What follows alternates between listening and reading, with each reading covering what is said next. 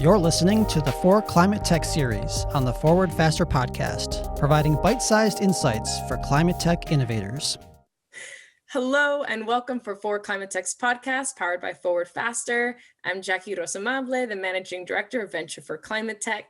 With me today is a really special guest, one of our actual board members, Rasha Hasaneen. Rasha is the Vice President of Innovation and Product Management Excellence for Trane Technologies. Rasha is also Executive Director of Trane Technologies Center for Healthy and Efficient Spaces. Welcome, Rasha. Thank you, Jackie. It's good to be here.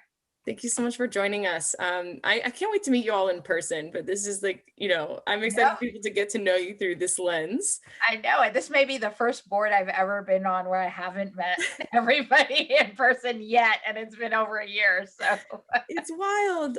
But Rasha, before we jump into, you've had so much incredible success and so much impact in your career, but before we jump into that, I'd love to get to know, how'd you grow up? What was that like? What made Rasha Rasha? You bet. So hopefully this will be a relatively unique story, but I was born in Cairo, Egypt. And I moved to the US very, very early. My mom was doing her PhD here, actually, in Greensboro, North Carolina. And so I grew up in sort of the deep South in the 70s. So I had a very unique experience. I was an Arab girl named Rasha, which is how you say it in Arabic, in the 70s in the South. So when my mom called my name in stores, everyone looked around because Cold War. And so I was here until about the end of elementary school. And then my parents took roles back in the Middle East in Saudi, where I went to high school. So I went to a very small sort of private British middle and high school. And for somebody who's known she's wanted to be an engineer or a techie since she was 8, that was a really tough, a teenage girl who wants to do what dudes do, right? In Saudi Arabia, in a little girls' school. So it was a whole different world for me, but it was great. I left Saudi, came back to Canada to do my undergraduate work. So I am technically Egyptian, Canadian, and American. Wow. And worked in Canada for a few years, and then came to the US to go to Stanford and work most of my career in Silicon Valley. And pretty soon I will not be able to say that because the latter part of my career will surpass the earlier part of my career. But I spent most of my career in Silicon Valley before deciding I wanted to kind of get into sustainability and industrial businesses and have an impact on sustainability, and then sort of moved out of not completely out of the tech field, out of tech. Did a PhD out of Texas A&M. I was very, very focused on the supply side of energy, and went to General Electric and sort of started my journey from an industrial company perspective before I joined Trane Technologies, and now Ingersoll Rand. So I'm a little bit of a geek and a little bit of an Arab and a little bit of an American and a little bit of a Canadian, I guess. That's an awesome mix, and it resonates, right? Although my name in Mexico was Yaqui, and I tried to not bring that forward because of how that sounds. Right. They're like Yaqui. I'm like, let's not bring that here. Right. But you were one of the original third culture kids raised in, right. So that's so great to hear. And I always say that we tend to find each other, the third culture kids. That's right. It resonates when you've been raised in cultures and communities that are your own but aren't your own, and you're always kind of carrying all that pride with you in so many different ways. That's right. I can only imagine that in your work that has translated into your ability to communicate across a large organization, across teams of different skill sets. What would you say has been some of your superpowers you've brought with you from that upbringing? Right. That's a really good question, Jackie. And let me preface this by saying I've also not only sort of worked in different roles, but I've worked both in sort of what I would call line functions in very large companies. I worked in smaller companies, and I've worked at corporate functions. And so all of those things are slightly different.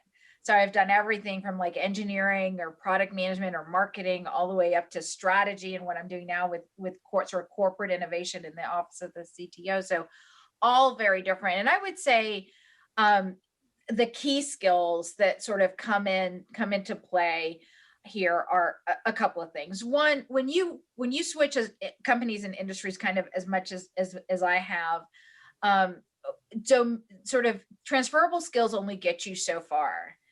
Sort of that natural curiosity and the need to get into the domain of the company I'm in has really served me well. So a lot of people who come into a company with a very strong culture from outside tend to stay apart from and not rely very heavily on their sort of transferable skills. I do quite the opposite. I kind of immerse myself. And then a lot of people will tell me, I can't believe you only been with the company X years, fill in the blank. The longer the history of the company, the shorter that number is. So I would say sort of that natural sort of curiosity, that intellectual curiosity, the need to learn about the company and the market early is one of the things that has really, I would say, helped me. We should probably give people more context on what it is you do. I was hoping you could provide us some background on the work you do with Trane Technologies Center for Healthy and Efficient Spaces. Sure, absolutely. Let's maybe rewind time for a while, go back to maybe a year ago today. So I had been with Trane Technologies about 3 or 2.5 years. It was Ingersoll Rand at the time. The company separated. Ingersoll Rand became sort of the industrial businesses became Ingersoll Rand. Trane Technologies spun off. I went with sort of the Trane Technologies portion, which is really our climate businesses. And we were in the process of really redefining the organization. I was responsible for innovation, and I was the functional leader for product management. And then COVID hit. And at the time, we had a whole portfolio of innovations around indoor air quality. We had an indoor environmental quality focus in our businesses, but all of this was in pockets. And the reason it was in pockets is because the market didn't understand the value, or wasn't focused on the value of having these super healthy indoor environments balanced with energy efficiency. We had been so focused on energy efficiency for so long, and we let the indoor environment sort of follow. And then when COVID hit, it became so clear that there was a role that the indoor environment played on the health of people in those spaces. And so we, as a company, then galvanized, pulled all of the expertise we had distributed across the organization together to say, okay, what can we do to help our customers get through this pandemic? And so, yeah, you got to sanitize, you got to wipe things down, you got to wear masks, but then there's air. And how do we help them understand the choices available to them to create healthy spaces for their patrons, for their employees, for their tenants? And so we formed the Center for Healthy and Efficient Spaces essentially to do that.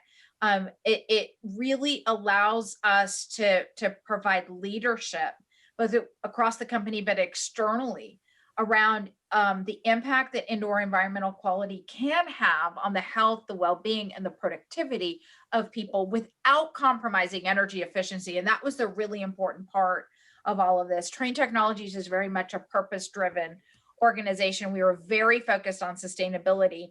And the last thing we wanted people to do was open all their windows. Like, I know that's what people tell you, but if you have all your air conditioning on and then you open all your windows, you're just burning fossil fuels. And so there are mechanical ventilation options. You can do energy recovery. There's air cleaning technologies. And sometimes if you're in New York, sometimes the external environment is not better than the internal environment. So opening a window doesn't always help. And so that is such a great point. Formed the Center for Healthy and Efficient Spaces for that, to help people really understand, to help policymakers understand, to rally around innovation that's based in science and fact, and to help educate the market, but then also to bring in all of these external experts from all these disciplines to help us. And I think it's been a great journey. I am honored to have been chosen to lead the center. And we're committed to it. We're committed to making sure that when we come out of the pandemic, that we don't lose sight of the fact that when we spend more than 90% of our time indoors, that those indoor environments need to be as healthy as possible without compromising the energy efficiency and the sustainability of those buildings. We can't go backwards on sustainability to accomplish this. We have to come up with innovative and creative solutions to do that. That I didn't realize that was the inspiration behind this space. Like that is so fascinating to hear. I also didn't realize how recent that was, right? I mean, this is just such a, but to your point, right? Like when I was living in Manhattan, I bought like all the NASA plants that are supposed to be best for cleaning indoor space. And I had my air purifier, right? I was like trying to balance both natural ways of doing it. And Right. But to your point, I was like, I'm not sure if outdoor by the Brooklyn Bridge is any cleaner. So you had to get creative. That's right. And it is so exciting to see what the innovation looks like in this space. And the amount of people that are understanding now, how do you tackle this in spaces? I was going to ask you what led you to work in this industry, but I guess like since you started to work in this industry, what is it that gets you really excited? Yeah, no, what led me to the industry, I would say, Jackie, is I was really intrigued by being on the demand side of sustainability, having spent time on the supply side. So having spent time with power companies and oil and gas producers, what really intrigued me was spending time on the demand side and looking at what can be done with energy efficiency, with technology to help reduce demand for energy. And so that's what got me here. And I was excited. I was super excited about that. And then what I continue to be really excited about is this is a really hairy problem to which there is no silver bullet today. And so the concept of, it's like, I'm going to get really geeky here in a minute, but it's like a multivariate, hairy problem with so many different things going on. It's a really, really a systems issue that's not been solved. And so being part of an industry and of a group within the industry that's really focused on solving high quality indoor environments and energy efficiency is just, it's like intellectually very fun, right? Intellectually very fun. But then you look at what the impact on the world could be if we get it right. You just look at growth of HVAC and what that could do to climate. And then how many more people come up into the middle class and are going to have a need for cooling, especially with hotter outdoor climates. And how do we do that and start bending the curve? Because we can't continue to go on the road we're on. And so that's kind of what keeps me here. It's also really intriguing because, as Trane, we've kind of been in this space for a long time. We're also very highly we're used to regulations, et cetera. And the indoor air quality and indoor environmental quality space isn't super highly regulated. And so a lot of this is shaking out. And so can you imagine being in the center of a market that's forming and storming and really starting to get to the maturity level of some of these more mature markets and being at the center of that and really helping drive that? It's just a super exciting place to be. And it's why I get up every day and try and come up with new ways of doing things. That's awesome to hear. And so as you've stepped into this role in particular, but even from your past experiences, what are those, you're talking about being on the demand side, right? So what are those customer focused approaches or strategies companies can use when working on solutions to make the world a healthier and more sustainable place? And how can maybe like early innovators also apply some of those approaches? Yeah. So like when we look at spaces and like our purview for spaces is very wide. So we've got, we look at commercial buildings and think about how much time you spend at work, or how much time kids spend at school, or how much time you spend shopping or at your local religious institution, or, all of these places are considered commercial spaces. We also look at homes. And so as the home is shifted and people work from home, now a space that was originally designed to be a space for relaxation now has to serve multiple purposes. I have to be productive and I have to relax. Most of us have our office in our bedroom. So that space has got to pivot from being, and it was originally designed to be where you come home to relax and maybe make some food. And so everything from the air quality to the lighting to the thermal comfort that you have programmed into your home changes when you have to be productive. And then think about in the middle of that, we work in the public transit space. And if you think about now the sustainable built environment and the need for mass transit and the need for people to be in an enclosed space going to and from work, in some places, as like in New York, that could be an hour or two, and that could be more than 40% of the people. And so all of those spaces matter to us. But what's interesting about that is those spaces are all unique. And so our framework, when we think about this, really is about assessing the space, and not just the space itself, but the ultimate use of the space, the need of the space, how that space is going to perform over time. And then understanding that, let's take a large institution like a hotel.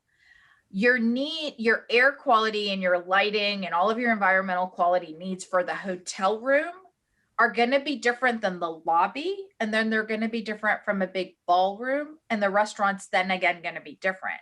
And so making sure that you have, air quality and environmental quality mitigation strategies that are unique to those spaces is important.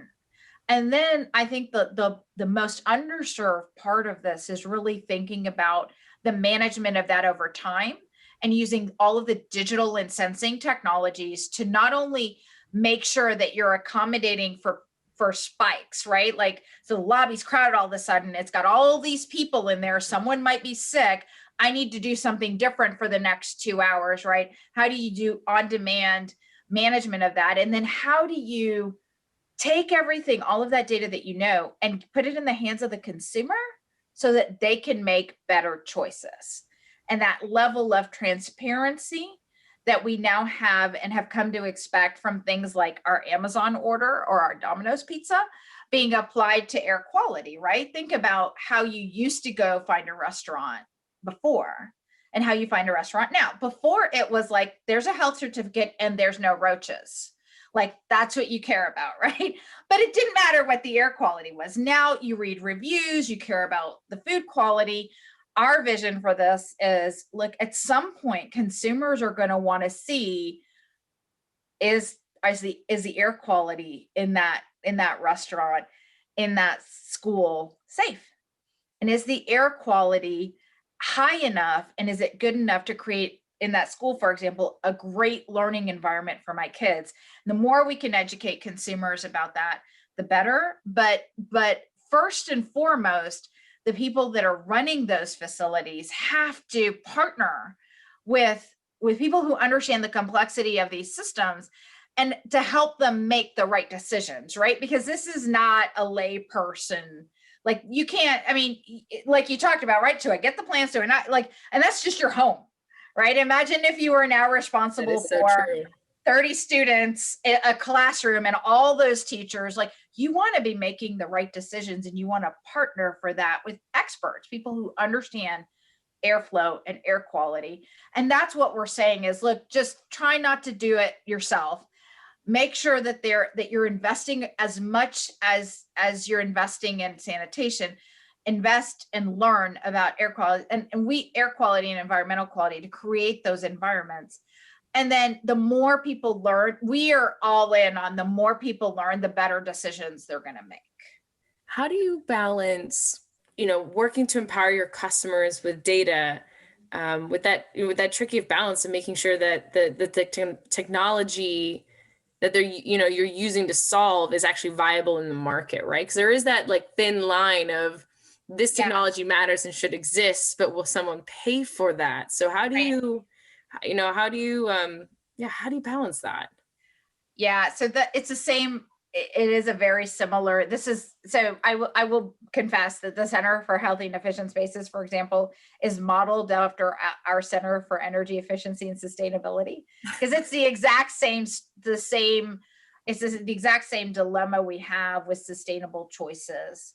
We believe that that by innovating, you can develop solutions that create both a financial benefit for the company as well as impact on healthy spaces and efficient spaces. We are not willing to compromise. And by that, I mean, we continue to scan and screen from an innovation perspective technologies based on, are they effective at providing a healthy space, and are they improving the energy efficiency of the system?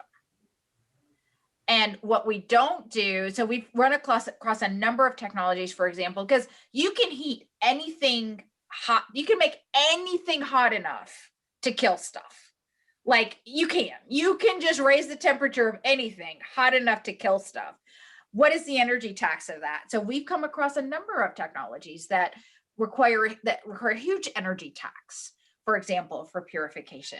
And we say no, right? We actually walk away and we say, look, that's not a viable, we're not going to go there. So it may very well be a viable technology for someone else, but what we care about is really those technologies that allow us to do both. And we believe that by getting to higher efficiency, system efficiency as a result of using these technologies, then it becomes viable. It becomes viable for our immediate customer, the facility owner, the caretaker of the facility, as well as better for the consumer. And they're out there right now. It may be a small energy tax at first. It may be some more of an upfront investment. But what that means is that from a total cost of ownership perspective, there's a payback there. And we screen everything through a payback mechanism, because at the end of the day, outside of sort of very strict regulation, it has to make sense from a market perspective. And we believe with innovation, and just like with sustainability, with healthy spaces, the innovation is there. We can get there. If we harness the power of innovation, we will be able to do both. We're not willing to compromise on. There's great solutions now, right? There's great solutions now. What we want to do is have solutions that make that better. Kind of switching gears a bit, you do look at a lot of new innovations. I mean, you work with a lot of startups, right? A lot of newer companies. Yep. What do you think are some of those important characteristics that successful founders or new companies should have, especially as they try to approach somebody like you all? Yeah, I would say the companies that really impress, that we love to work with, are companies who, one, have a more nuanced understanding of a part of the market than we do, for example, and have found a way to balance connecting the new thing that they have with the need of that market. And that is hard for when you're building something from nothing. And I've built something from nothing for the majority of my career, but a lot of times, what we see is a founder is either very, very focused on the market opportunity and the external, and then we have a hard time getting at what is different, what's new, what is their execution plan, how are they thinking about supply chain, et cetera, which is hard for a new company. Or they're very, very focused on the thing, and they've kind of lost focus on the market. The market's moved, or competitors have come up, or there's something like this, or the value proposition in the real market doesn't quite get you there, right? Like when you start to look at real feasibility, And there's this sort of, yeah, but we've done this really great thing. And so companies that do this really well keep an eye out on sort of the pulse of the market. They get that domain quickly, and then they execute to near-term milestones without losing sight of that broader vision. And that's hard. That's why that's why you get a lot of startups that don't make it, right? And then the startups that do are super powerful, because that helps us scale. Like, our goal is to help scale really great innovations. And it's a lot easier for us to do that when those two things are balanced. We don't expect them to be perfect, but we do expect them to kind of be balanced. Speaking of balance, and not only their approach, but in their methodology, you've lived all over the world. You dealt with a lot of different cultures. It's been really well established. The diverse teams are more successful. How do you think that they can attract and retain that talent? Also, and maybe what have you experienced, right? Like, I always say, it's always hard when people ask me this question, because I get asked this question all the time, right? Like, well, how can we attract somebody like you? I'm like, it's so hard. I can't speak for everybody. I can say, right. Because even within the Latin culture, it's like, well, it depends. What country are they from? What are their cultural That's right. norms? That's Not right. even our Spanish is the same. And so I know this is always such a hard question, but on that high level, even tactically, what have you experienced that's been impactful for your career or for working with others? Yeah, I would say it, and you're right. It's very hard to be very specific, right? Because the beauty of diversity is there's no one answer that's going to work for everyone. And, smaller companies can be a little bit more accommodating because there is there's more flexibility, especially in sort of a startup. In larger companies, it's a little bit more difficult because functions like HR and sort of the hiring process tend to be very structured. If you're hiring thousands of people a year, you need to have something that is very standard, and that sometimes can be exclusionary, right? It inadvertently excludes talent. And so I can't give you the perfect answer, but I can tell you a little bit about just in general what I've seen work in my case. One is to be deliberate. I think being deliberate about sort of not just accepting, not just accommodating, not just including, but celebrating and cherishing differences, right? Understanding that those differences make you better, and having the patience, especially when it's not your point of view, to hear and seek to understand. And I'm not talking about seek to understand, that that I celebrate Ramadan and you celebrate. That's not what I'm talking about. That's actually the easy part. But seeking to understand when you're trying to make a point, and I think I know what you're talking about. And, sometimes you have to I have to tell people okay, look, I obviously didn't mean that because I didn't wake up stupid. That's, for you to think I meant that would have meant that your underlying assumption was I woke up stupid yesterday. I was smart before and now not. And so being patient enough to understand that maybe you didn't understand what they were saying, and how do you create that environment where it's okay to say, no, you misunderstood me. Here's what I meant, so that you can get at the right answer. I mean, ultimately, you want to get at the best answer, right? And if you want to get at the best answer and you're hyper focused and intellectually curious, you're going to want to pull that out, but you have to suspend judgment. So you have to be deliberate about that. And companies have to be deliberate to create that environment. And again, smaller companies tend to be a little bit easier. I think the other thing that we're seeing now, and if you'd asked me this question last year, I might not have said this, is I learned this when I was at GE. We had something called the say-do ratio. So it was one thing to say the right thing, to say we should do this, let's go do this. That was one criteria. The second criteria is when you said it, did you do what you said you were going to do? And that was actually what people were measured on.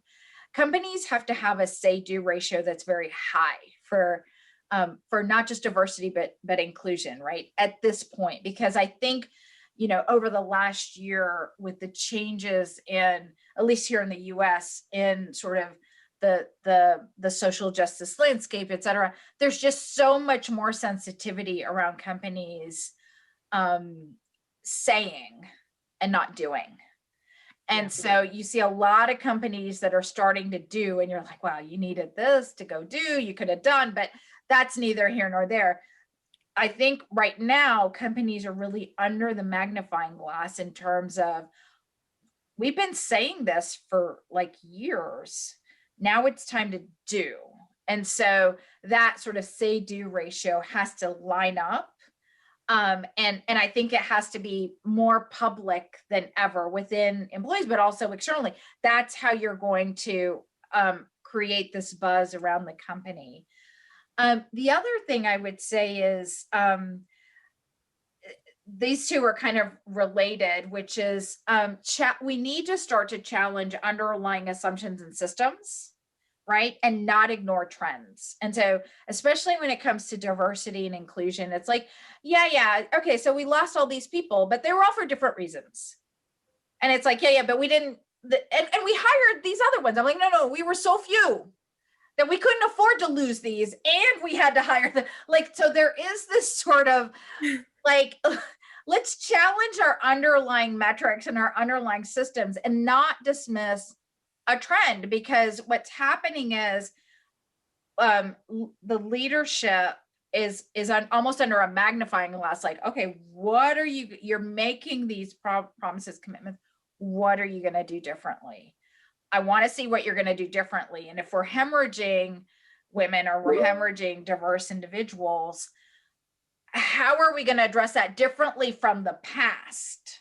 Right. And I think that's really kind of critical. And then I would say the last thing is, don't forget about the top of the house. We've for years, what we've been doing is saying, okay, we're gonna attract talent, but it's gonna take us time to build that pipeline, and eventually they're gonna move. It's a pipeline issue, right? It's a pipeline issue, and eventually they're gonna move, and then we're surprised when we lose them about a third of the way through, and then we lose some more about 2/3 of the way through.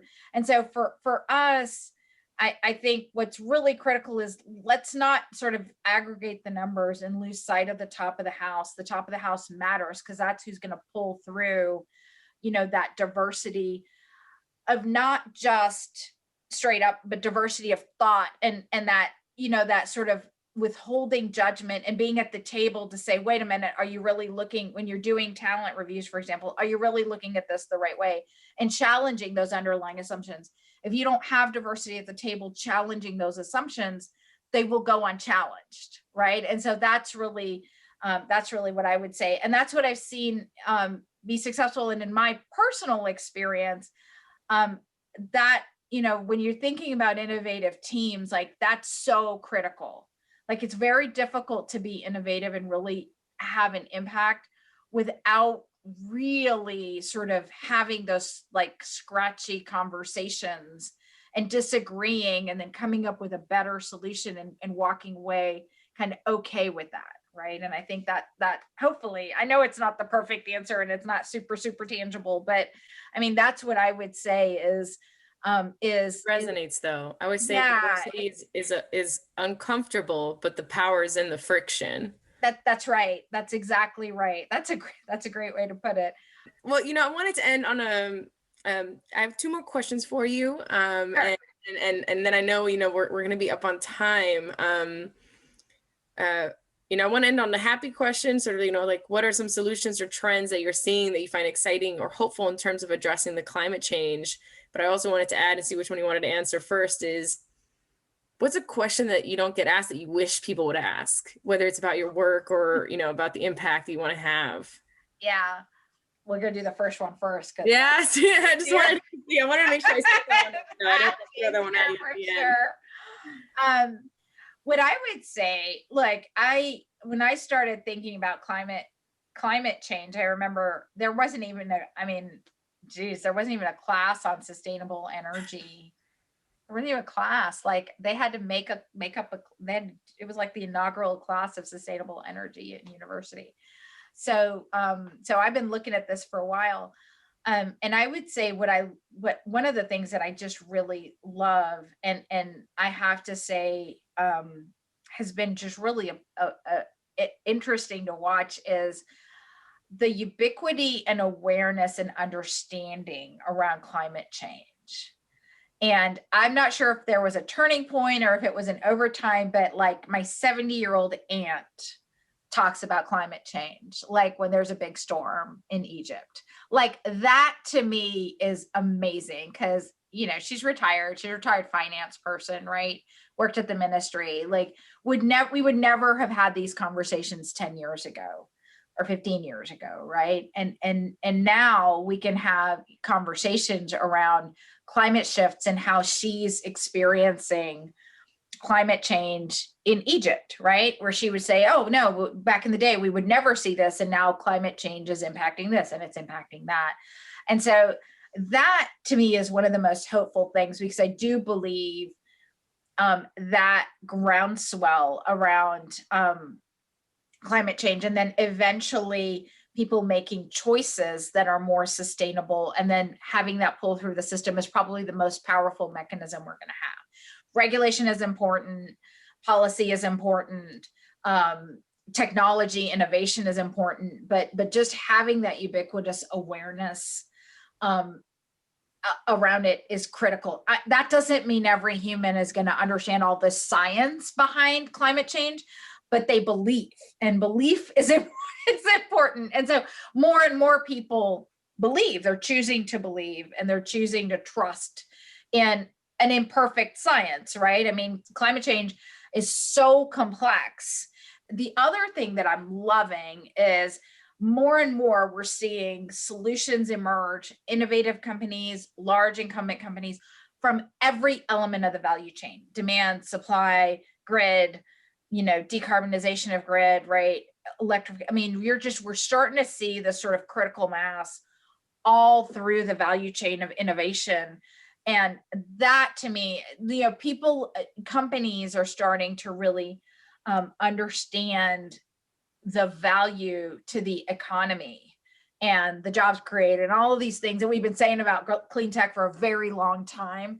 People are starting to get there. And that kind of leads me to the final thing that I love to see is the rise of ESG investing, and how much more mainstream that's become, and how much more investors are looking to sustainability as a key reason to invest in a company. That to me, those things are really what make me very, very hopeful. I wish I could say like, yeah, the Tesla, I love my Tesla, don't get me wrong, but it's those bigger macro trends that we're starting to see sort of. It's almost like tectonic shifts from, if I step back to where we were when I started looking at sustainability to where we are now, it's like, you know, it's like night and day. And even the memes, I remember memes have been the most, I know, like the COVID memes where they have like, my favorite one was when they had like the Earth battling COVID, and then like a wrestler 3 times or a fighter 3 times the size standing up with the climate change written on. That was like my favorite meme out there, just because, you know, once it starts to get into the mainstream, you know, people are starting to get it. And so that would be my answer to that one. I think it's a great time to be thinking about it. I really hope that in the next, you know, I feel like the timelines are still too long. I want us to go faster, yes. But I feel like in the next few years, we're really going to start to see some impact come out of that. And I'm excited about that. I would love to be part of that. Maybe that's the question that should have been the question is what no one's ever asked you. What's your favorite climate change meme? That's exactly, there it is. Can I pass that? You can totally take that. Memes have been the best part of, in my opinion, the last year and a half. It's been like the humor we didn't know we all needed and can relate to. So the internet is both glorious and terrifying is how It's true. That is by far the truest statement I think that's been made on this call. Well, but yeah, no, I love the one with COVID and climate change because of true. Because of how hard it was just to fight the pandemic. And then we've got this bigger, sort of more sinister sort of issue hiding out in the shadows that all of us are afraid of. Yeah. And you know, and as people are sort of in their day-to-day trying to, you know, to cope with the pandemic, which is real and here and now, you know, we know there could be more, right? We know there could be more of this type of thing. But now look at what the work it's inspired, right? You know, yes, exactly. It's like what you're doing now with, you know, with healthy and efficient spaces, and how this is essentially motivated that to move faster, right? Than maybe it would have. And so I was trying to focus on that. But you know, Rasha, thank you so much for joining us. It's been so much fun to get to spend this time with you and to share you with our community. So thank you so much. Thank you. And thank you so much for having me. This has really been a pleasure. And obviously I'm looking forward to continuing to work with you, Jackie. Thank you. I love what you guys are doing at for ClimateTech, and I'm really excited to work with you guys and take a look at what comes out of it. I'm excited. It's good. Yeah, that'd be great. Thank you. Excellent.